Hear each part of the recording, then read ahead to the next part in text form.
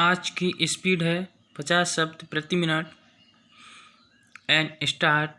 महोदय, जब मैं प्रशिक्षण प्राप्त कर रहा था तब मुझे प्रशिक्षण के दौरान कहा गया कि किसी एक विषय पर अपनी टिप्पणी प्रकट कीजिए, तो मैंने अपना तर्क देने के लिए गेट वार्ता को चुन लिया था। गेट यानी आयात निर्यात एवं आपात पर संधि जनवरी 1948 से प्रभाव में आई। आजकल इस संधि के तहत वार्ताओं का 8वां दौर चल रहा है। दौर 1986 से शुरू हुआ और 1990 में समाप्त हो जाना चाहिए था, किंतु यूरोपीय समुदाय और संयुक्त राज्य अमेरिका के बीच मतभेद हो जाने की वजह से कोई निष्कर्ष नहीं निकल पाया। तब गेट के महानिदेशक श्री टंकल ने समझौते हेतु एक प्रस्ताव तैयार किया। यदि वह टंकल प्रस्ताव है जिसका डंका आजकल दुनिया में बज रहा है। टंकल प्रस्ताव की एक और अनूठी बात यह है कि आज तक विकासशील देशों को अपने अंदरूनी बाजार की सुरक्षा की जो छूट थी उसे समाप्त करने का प्रस्ताव इसमें रखा गया है।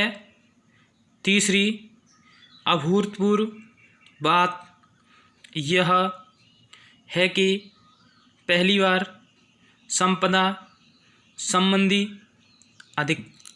अधिकार को इस में स्थान मिला है।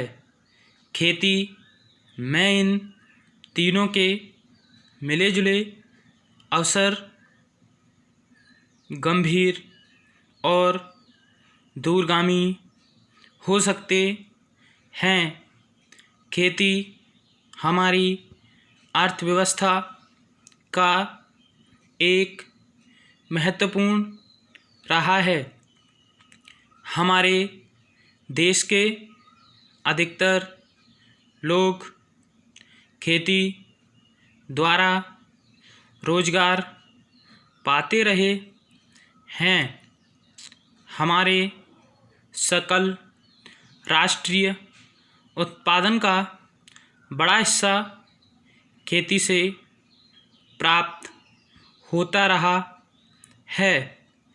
गरीब देश के नाते भारत की अधिकतर आबादी अपनी आमदनी का बड़ा भाग अपने भोजन पर खर्च करती है।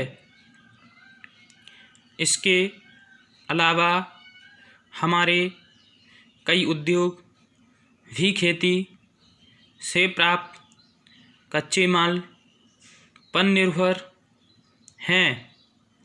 खेती मात्र आर्थिक गतिविधियां न होकर हमारे लिए एक सांस्कृतिक परंपरा हो गई है।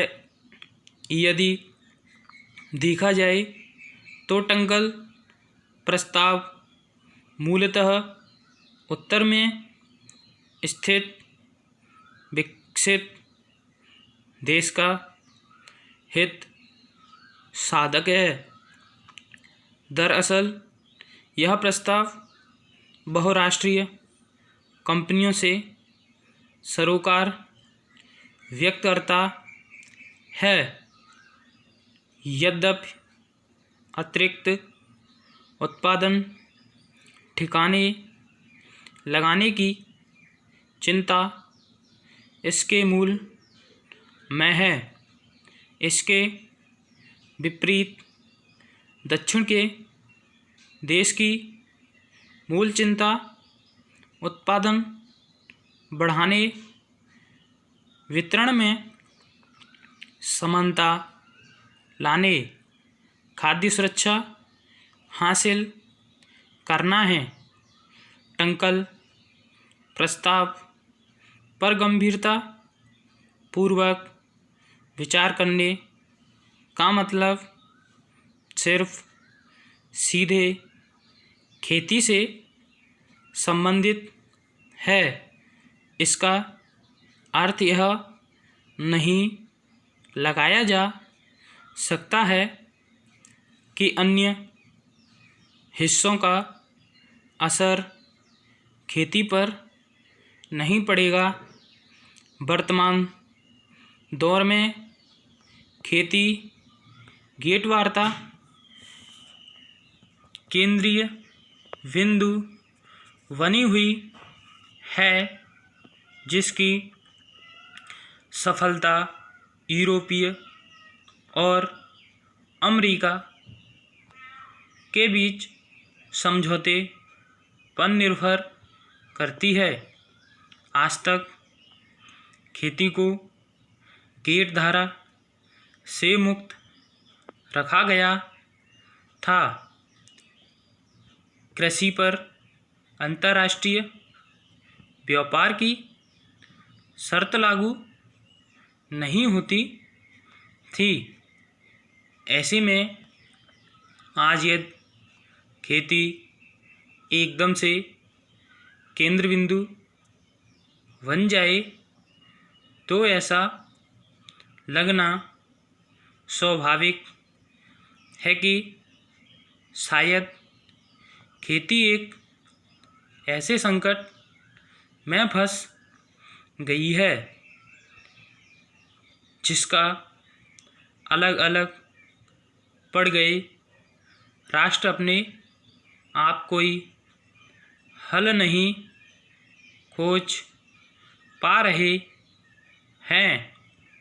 इस बाबत एक विश्व व्यापारी प्रयास की ज़रूरत है और वाकई हम अगर खेती का नज़ारा देखें तब पता लगेगा कि ऐसी कई समस्याएं हैं जिन पर दुनिया भर की सरकारों द्वारा ध्यान दिए जाने की ज़रूरत है। And stop.